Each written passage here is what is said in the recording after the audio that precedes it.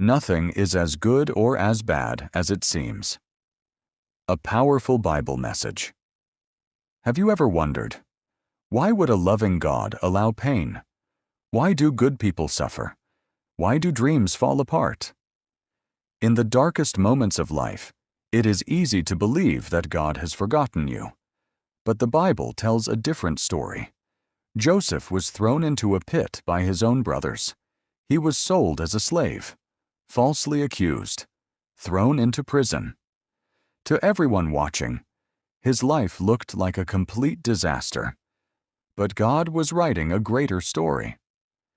The pit led to the palace. The prison became the pathway to purpose. What looked like defeat became the beginning of God's victory. David was only a shepherd boy. No one expected him to defeat a giant. But God saw a king where others saw a child. The giant that frightened a nation became the very reason David's faith was revealed. Then there was Jesus Christ, rejected, mocked, beaten, nailed to a cross. To the world, it looked like evil had won. It looked like hope had died. It looked like the end.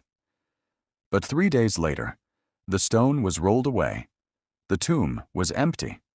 Death was defeated. The greatest tragedy in history became the greatest victory the world has ever known.